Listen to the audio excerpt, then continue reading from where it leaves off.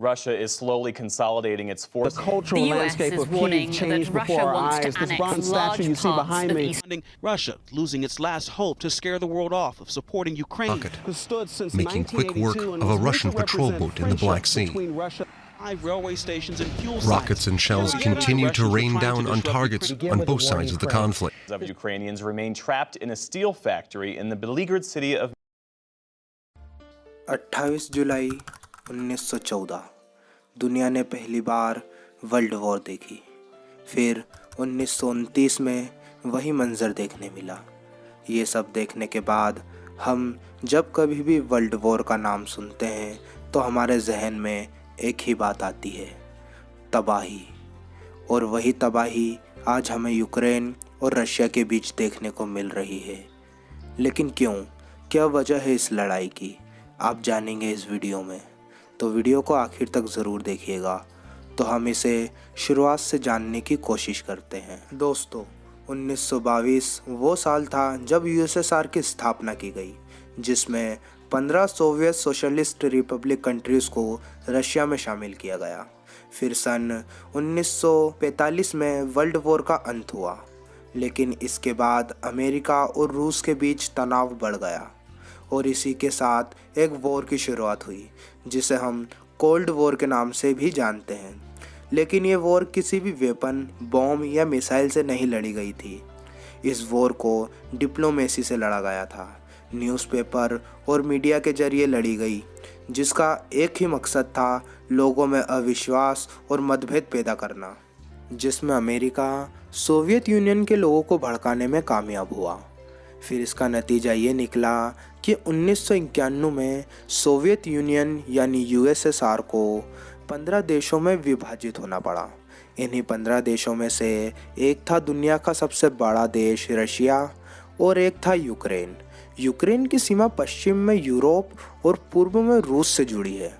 Russia ने Crimea पर कब्जा कर लिया, जो कि यूक्रेन का ही एक हिस्सा है। रशिया का क्रीमिया पर कब्जा करने का कारण नेचुरल रिसोर्सेस था, जिसका फ़ायदा यूरोप को हो रहा था। रशिया को ये बात पसंद नहीं आई और क्रीमिया पे कब्जा करके रशिया में मिला लिया। फिर यहाँ से शुरू हुआ रशिया और यूक्रेन के बीच विवाद। इन सब को देखते हुए यूक्रेन अब नाटो का हिस्सा बनना चाहता है।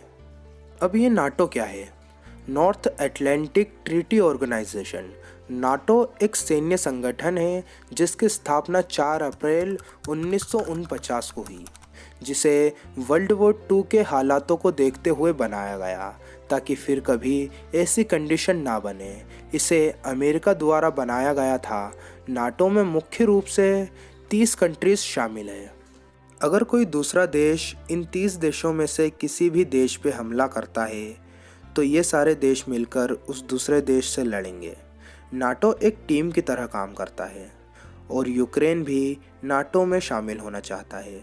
लेकिन रूस इस बात से खुश नहीं है, क्योंकि यूरोपियन कंट्रीज़, जापान और रशिया की बॉर्डर से जुड़े 3 देश एस्टोनिया, लटविया और लुथीनिया, ये सब नाटो का हिस्सा है और रशिया इन सब के बीच है और रशिया के आसपास नाटो। इस वजह से रशिया पे प्रेशर ज़्यादा आ रहा है और ऊपर से यूक्रेन और नाटो की करीबी बढ़ती ही जा रही है। रशियन प्रेसिडेंट पुतिन नहीं चाहते हैं कि यूक्रेन नाटो का हिस्सा बने, लेकिन यूक्रेन का कहना है कि वो एक इंडिपेंडेंट कंट्री है और वो अपने डिसीजन खुद ले सकती है। इस वजह से अब पुतिन ने वॉर डिक्लेयर कर दी है। रशिया युद्ध के लिए पूरी तरह से तैयार है। रूस ने अपने सैनिक यूक्रेन की बॉर्डर पर तैनात कर दिए हैं और जंग की शुरुआत हो चुकी है। जैसे जैसे दिन बीत रहे हैं वैसे वैसे रूस के हमले तेज़ हो रहे हैं। रूस की ओर से बम और मिसाइल से किए जा रहे हमलों में यूक्रेन को काफ़ी नुकसान उठाना पड़ रहा है।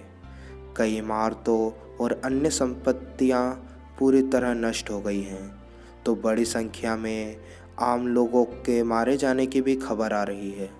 यूक्रेन के स्वास्थ्य मंत्रालय के प्रमुख विक्टर लियाश्को का कहना है कि रूस और यूक्रेन के बीच जारी युद्ध में 200 नागरिक मारे गए हैं।